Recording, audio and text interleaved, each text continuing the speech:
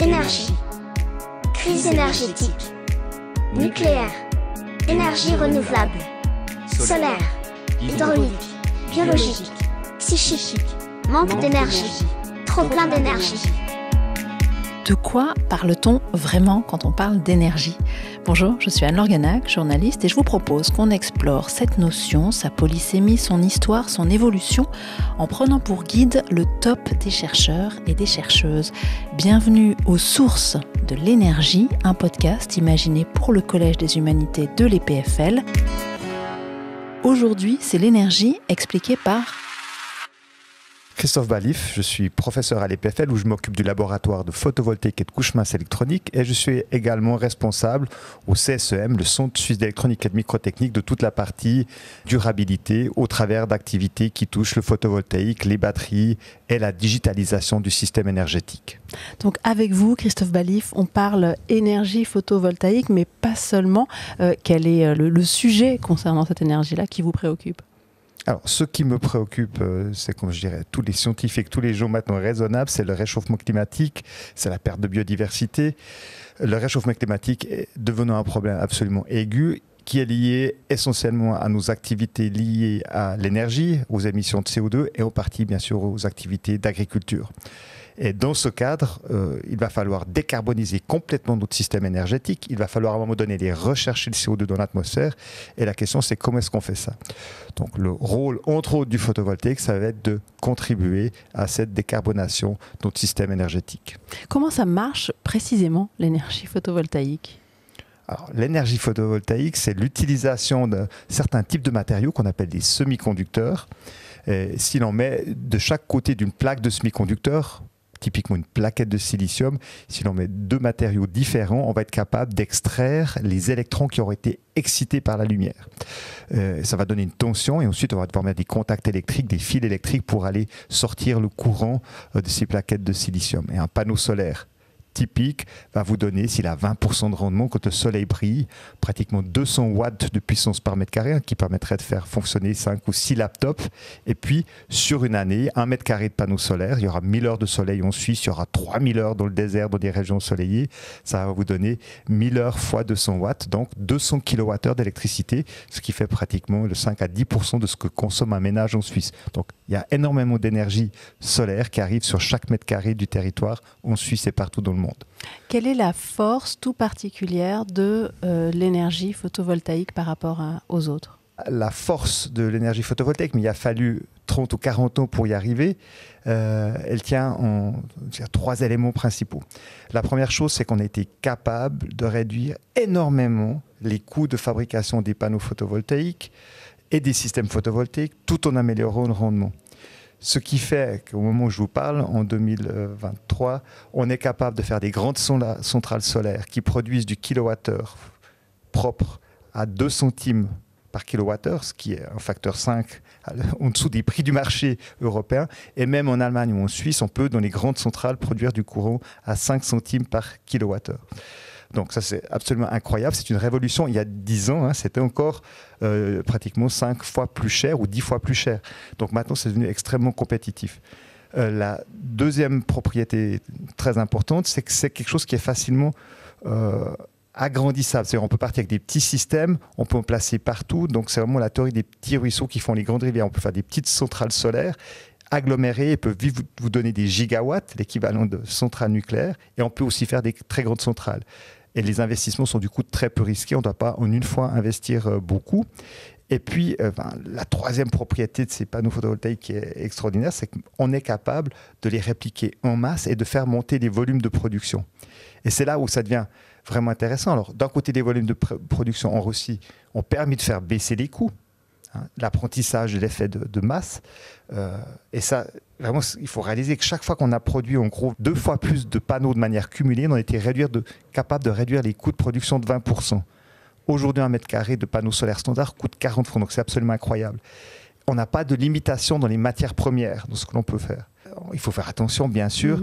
Il y a besoin d'un peu de cuivre, d'un peu d'aluminium, de silicium qui est très abondant. Donc on peut faire, entre guillemets, autant de panneaux solaires nécessaires que pour faire la transition énergétique. Et la question, c'est, y a-t-il beaucoup d'autres formes d'énergie qui nous permettent de faire une transition énergétique ? Et c'est là que les panneaux solaires deviennent extrêmement intéressants parce que d'un côté, il y a très peu d'émissions de CO2. On peut y revenir. Dans la fabrication, il y a un peu d'émissions de CO2. Mais après, on peut se poser la question de combien de panneaux solaires est-ce qu'il faut pour faire la transition énergétique? Combien d'éoliennes il faut? Combien de centrales nucléaires il faudrait, etc., etc. Et quand on fait ce calcul, et moi j'aime bien le faire dans les conférences que je donne, ou même pour les étudiants, on fait un calcul simple et on voit qu'à horizon 2050, si on voulait faire une transition où on arrête de brûler du fossile et on passe vers l'électricité, ce qui est le plus simple, une électricité propre, en passant vers la voiture électrique, les transports publics, en passant vers la pompe à chaleur, on se rend compte qu'on aura besoin, en gros, pour simplifier, de 3 fois plus d'électricité au niveau mondial qu'aujourd'hui. Et si on voulait faire tout ça avec de l'électricité propre, il faudrait par exemple mettre 13 000 centrales nucléaires en place. Et ça, ce n'est pas possible. Ça ne vaut pas assez d'uranium, il faut trop de temps pour construire les centrales nucléaires. Le nucléaire, au plus, ne pourra couvrir que quelques pourcents de cette électricité. Après, on calcule combien il faut de panneaux solaires et d'éoliens. Alors, je vais juste faire l'exemple avec les panneaux solaires. Eh bien, on voit qu'il faudra installer pendant à peu près 30 ans, chaque année, 1000 à 1500 gigawatts de panneaux solaires. C'est-à-dire, mis au soleil, ça ferait la puissance de 1500 centrales nucléaires. Alors, on se dit, ça fait beaucoup. Et puis, alors oui, on remarque que ça fait beaucoup. Alors, qu'est-ce que ça veut dire? Ça veut dire que si je regarde ce qu'on produisait comme panneaux solaires il y a 5 ans, on produisait 100 gigawatts par année. Puis je vous dis qu'il faut 1500 gigawatts par année d'installation. En gros, ça veut dire qu'avec le volume de production d'il y a 5 ans, il faut 400 ans pour faire la transition énergétique. Alors évidemment, si on regarde le passé, on se dit, ça ne va jamais marcher. On n'arrête pas de consommer plus de CO2 au niveau de la planète et on voit qu'en fait, le photovoltaïque et l'éolien n'arrivent pas à réduire fortement. Mais évidemment, l'échelle, l'ordre de grandeur n'était pas assez important. Mais ce qui est en train de se passer, c'est qu'on continue à augmenter les capacités de production annuelles. En 2023, on va sans doute produire et installer près de 350 gigawatts de panneaux photovoltaïques. Et l'industrie est en train de mettre en place toutes les capacités de production pour produire plus de 1000 gigawatts par année à horizon 2028. Et là, c'est une bonne nouvelle, on commence à être dans les ordres de grandeur, 1000 gigawatts de panneaux solaires installés chaque année. Si on arrive à faire ça, à ce moment, on a une chance de faire la transition énergétique, pas en 400 ans, mais en 30 ou 40 ans. Et je pense que c'est une nécessité pour l'humanité. Alors bien sûr, il faut le faire avec le photovoltaïque. Il faudra mettre aussi d'énergie éolienne, parce que photovoltaïque et éolien sont complémentaires. Bien sûr, toutes les autres formes d'énergie qui pourront aider, que ce soit l'hydraulique, la biomasse, et dans certains cas le nucléaire, il ne faut pas du tout les mettre à la poubelle, il faut aussi les développer. Mais en termes de potentiel, il va falloir passer massivement par photovoltaïque, éolien et batterie pour gérer tout ça au niveau européen et international.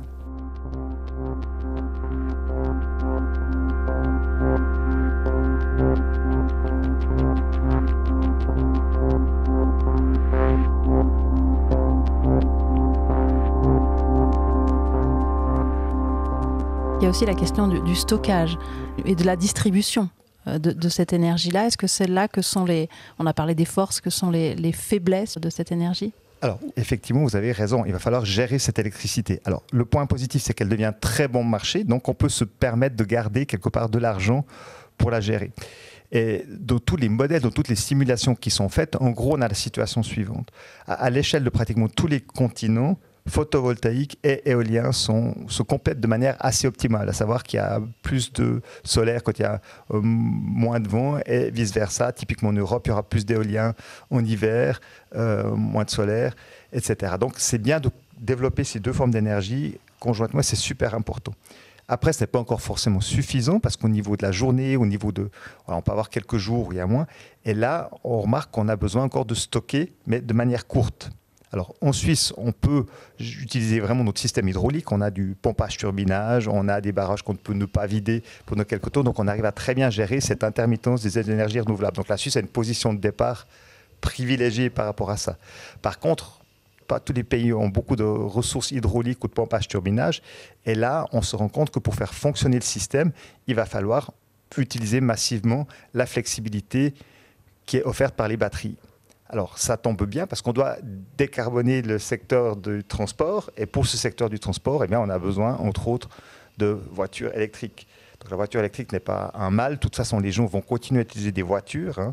Et tant qu'à faire, autant qu'elles soient électriques. Et ça tombe bien parce que ça va donner beaucoup de flexibilité par le choix de quand on se charge. Et dans certains cas, même d'avoir le choix de décharger si on fait de la gestion bidirectionnelle d'électricité. Donc, les batteries des voitures vont être utilisées en partie aussi pour faire de la gestion. Et maintenant, on voit que de nombreux parcs solaires et de nombreux parcs éoliens en Europe s'installent avec une partie de stockage électrochimique. C'est des grands containers qui contiennent des batteries et un certain nombre de particuliers vont aussi installer des batteries.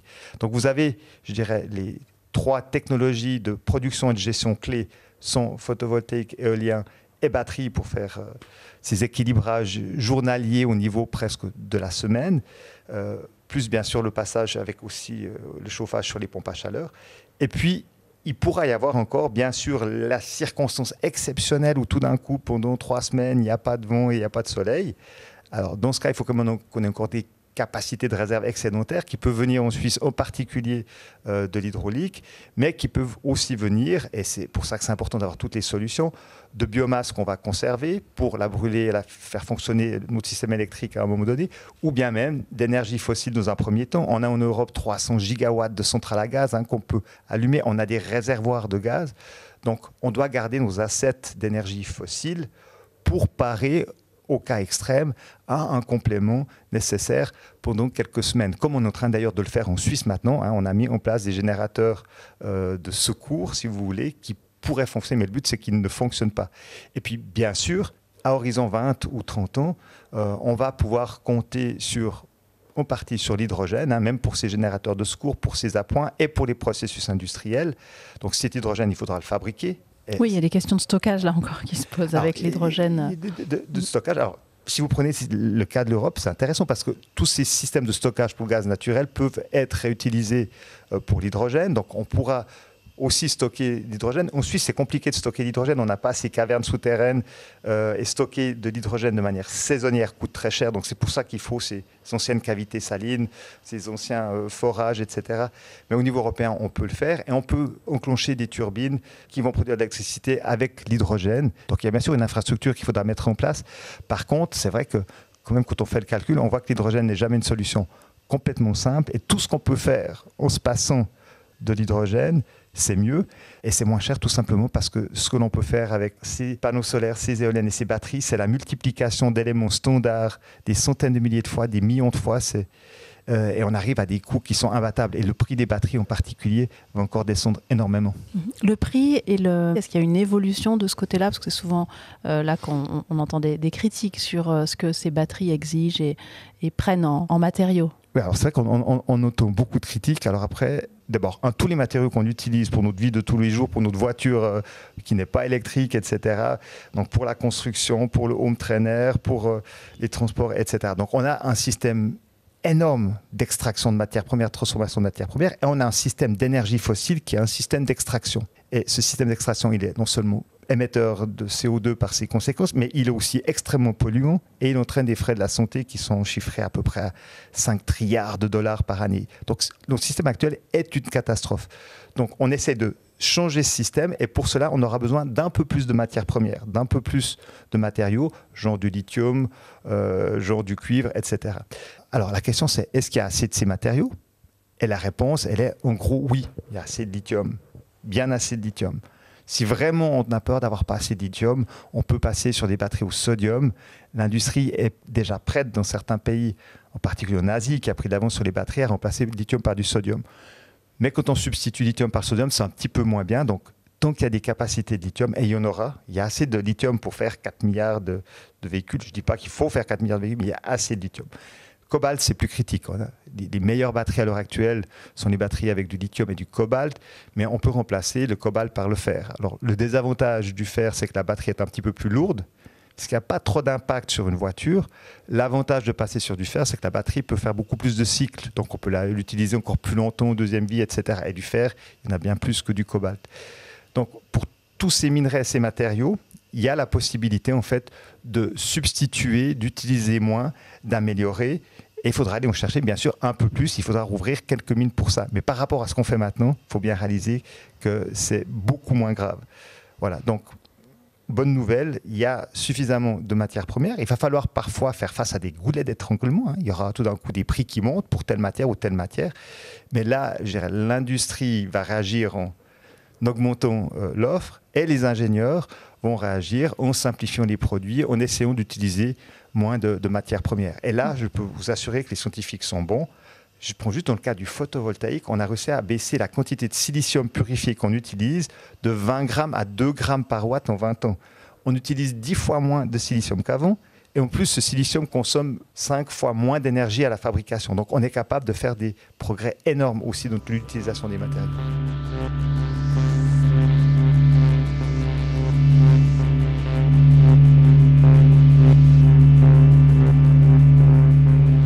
En Suisse, Christophe Baillif, que représente l'énergie photovoltaïque par rapport aux autres énergies utilisées? Selon la manière de compter l'énergie en Suisse, il faut savoir que la manière de procéder de l'IEA est différente de celle qui est utilisée par la Suisse. Donc, faire attention à comment on utilise les statistiques. Mais selon la manière de procéder de l'énergie, tout d'abord, le photovoltaïque fait partie de la catégorie électricité. En Suisse, on dit que l'électricité, c'est à peu près le 24% de l'énergie finale, à comparer donc avec en gros les 75% qui restent, qui sont essentiellement des énergies fossiles, à savoir pétrole et gaz en Suisse. Et donc, si je prends l'électricité, en Suisse, c'est à peu près 60 TWh d'électricité. Et le photovoltaïque a fait l'année passée quelque chose de l'ordre du 6% de cette production électrique.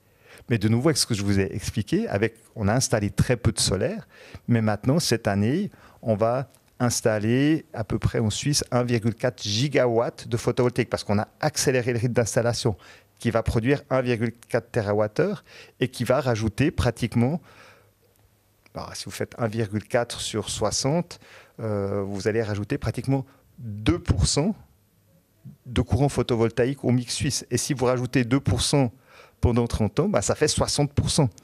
Donc on commence aussi en Suisse à être dans ces bons ordres de grandeur, à savoir que la Suisse ne va pas devoir faire x3 dans sa consommation d'électricité, mais elle va devoir faire x1,5, peut-être x1,7, et ça va se faire en bonne partie grâce à l'installation de 40 à 50, peut-être 60 gigawatts de panneaux photovoltaïques. Et cette année, j'espère qu'on en installe déjà 1,5. Donc il faut qu'on accélère un petit peu, mais on est aussi sur la bonne route.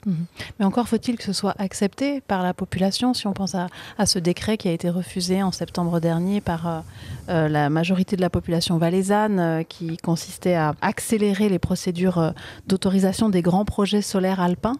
Qu'est-ce que ça nous dit, ça, Christophe Baillif ? Alors, disons que le photovoltaïque est dans l'ensemble très bien accepté sur les toitures. On a aussi des possibilités sur lesquelles on travaille à l'EPFL, au CSM, d'intégration architecturale qui sont absolument extraordinaires. On a des tuiles solaires. Donc maintenant, il y a cette question d'aller plus vite, qui est plus une question de sécurité énergétique pour la prochaine décennie. Et c'est pour ça qu'il y a eu cette proposition, entre autres, d'aller mettre un peu plus de photovoltaïque alpin. Et il faut savoir pourquoi est-ce qu'on essaye de le faire. Après, chacun peut avoir ses préférences, mais le photovoltaïque alpin permet, si on met les panneaux au-dessus d'une couche neigeuse, donc il faut les mettre à 2-3 mètres en dessus du sol, permet d'avoir des panneaux solaires bifaciaux qui vont collecter la lumière par l'arrière, qui va permettre d'une part de donner plus d'énergie par mètre carré de panneau, et d'autre part, le cas échéant, de faire fondre la neige qui se sera accumulée à l'avant du panneau. Et vu qu'on est en montagne, on a tendance à avoir plus de soleil et d'illumination en hiver. Donc ces système photovoltaïque alpin pourrait produire sur la phase hivernale jusqu'à 3 fois plus d'électricité que les systèmes photovoltaïques qui sont en plaine. Et la difficulté de la Suisse, c'est le creux hivernal. Donc on aura 9 mois dans l'année suffisamment d'électricité, mais par contre on a ce creux hivernal. Et ce creux hivernal, il faut combler le plus rapidement possible. On n'est pas non plus assuré de pouvoir bénéficier des exportations nucléaires françaises. Le parc nucléaire français est en mauvais état. Les règles européennes et notre non-association au marché d'électricité européen fait qu'on aura de la peine sans doute à importer à certains moments de l'année, en particulier en hiver. Donc on doit essayer d'augmenter notre production hivernale. Et dans ce sens, le photovoltaïque alpin, qui est limité en quantité, on parle d'une dizaine de kilomètres carrés de panneaux photovoltaïques, cette énergie serait vraiment salutaire pour éviter à horizon 2028-2030 une pénurie énergétique. Alors la question, c'est est-ce qu'on peut vivre et faire l'effort en Suisse aussi d'accepter, ok, j'aurai quelques panneaux solaires à quelques endroits, c'est très limité. Il faut qu'on fasse attention, bien sûr, à la biodiversité. Moi, je pense d'un point de vue sécurité énergétique, il y a une valeur. Et surtout, l'idée, c'est d'aller en parallèle à ce que l'on fait ailleurs sur les bâtiments. À savoir, ce n'est pas ou l'un ou l'autre, mais c'est les deux en même temps pour aller le plus vite possible dans la transition énergétique.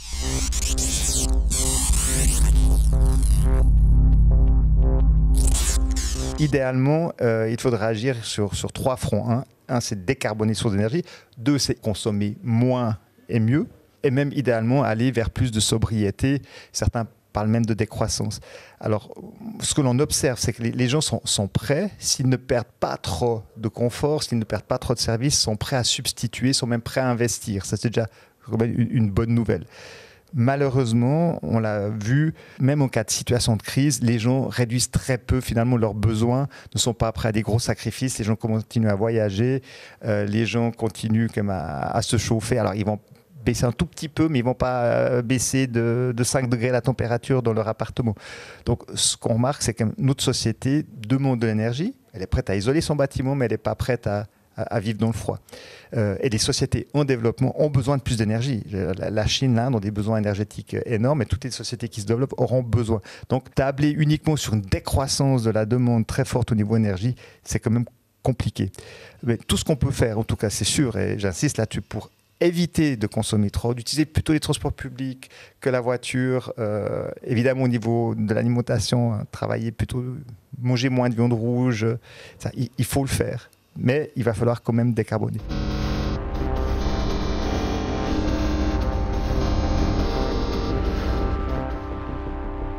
Quels sont ces effets à long terme du développement de cette énergie-là sur nos modes de vie, mais aussi plus largement peut-être sur nos sociétés, sur la géopolitique, parce que l'histoire des énergies est très liée à celle aussi des relations économiques entre les pays? C'est sûr que d'un point de vue des énergies fossiles, on est dépendant d'un certain nombre d'approvisionnements auprès de pays qui ne sont pas forcément des pays démocratiques. Donc on a bien vu les risques que ça faisait peser. C'est des gens qui ont des cartels, qui contrôlent les prix. Ça coûte cher aux citoyens. La Suisse importe et brûle. C'est vraiment brûlé pour 8 milliards de francs chaque année d'énergie fossile. Donc vous imaginez, un tas de 8 milliards de francs, vous l'allumez. Quand on importe, et même si on importe des produits d'énergie renouvelable, on l'importe après celle-là et ça produit pendant 20, 30 ou 40 ans. Et si vous faites le calcul de ce que l'on doit importer en termes de panneaux photovoltaïques, avec ces 8 milliards de francs, vous pourriez apporter tous les panneaux solaires en une fois qui vont faire de l'énergie pendant 30 ans. Donc, il n'y a pas photo. D'un point de vue macroéconomique, les pays qui font leur transition énergétique, qui deviennent indépendants, pour leur propre production en grande partie, vont être beaucoup moins dépendants de tous ces pays qui, quelque part, abusent de leur monopole et font pression. Par contre, on avait un risque géostratégique sur l'approvisionnement. Tout d'un coup, on vous coupe le gaz de Russie et tout d'un coup, tout le monde panique. Le grand débat qu'on a maintenant dans la communauté, c'est une bonne partie des entre autres panneaux photovoltaïques et des batteries viennent d'Asie, et en particulier de Chine. Et est-ce qu'on a envie que cette solution perdure? Est-ce qu'on remplace une dépendance par une autre? Là, très clairement, on est dans une situation qui est assez peu confortable parce que, il faut le dire, les Chinois ont été bien plus visionnaires que les Européens.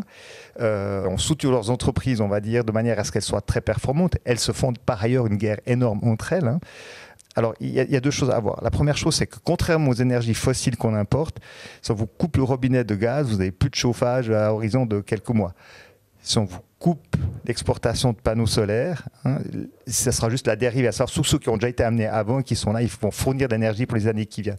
Donc, on a la possibilité, le cas échéant, de remettre en place quelque chose et de se donner un petit peu de temps pour redémarrer. Donc, ce qu'on doit essayer de faire, du point de vue de pas mal de personnes en Europe, c'est au moins de garder une partie de la technologie, une partie des capacités de production pour tous ces assets au niveau de l'énergie, que ce soit les batteries, les panneaux solaires, l'énergie éolienne, etc. On doit être capable d'avoir quelques entreprises qui ont des parts de marché. Et il faut trouver les bons mécanismes pour soutenir ces entreprises. Parce que c'est vrai que sans soutien, et à part pour les produits de niche, des panneaux solaires particuliers à plus haut rendement, avec des couleurs ou pour l'intégration architecturale, ça va être difficile d'être en compétition frontale avec les Chinois. Donc là, il y a un message, c'est d'essayer de mettre en place un ou deux mécanismes. Par exemple, il y a des gens qui imaginent qu'on devrait, sur les grands parcs solaires en Europe, dire qu'au moins 5, 10% et à terme peut-être 30% de ce parc doit contenir des produits avec du local content qui ont été faits.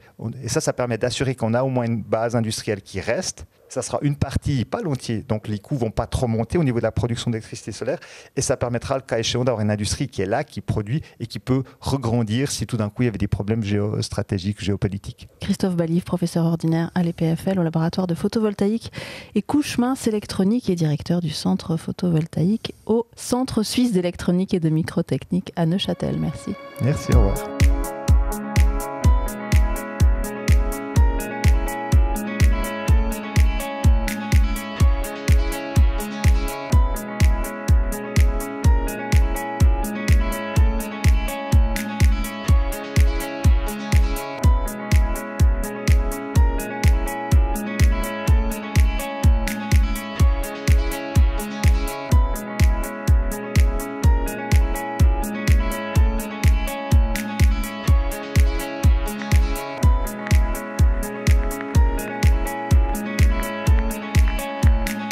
C'était Aux sources de l'énergie, un podcast imaginé pour le Collège des humanités de l'EPFL, réalisé avec l'aide de Yves Roulin. À bientôt, prochain épisode à suivre.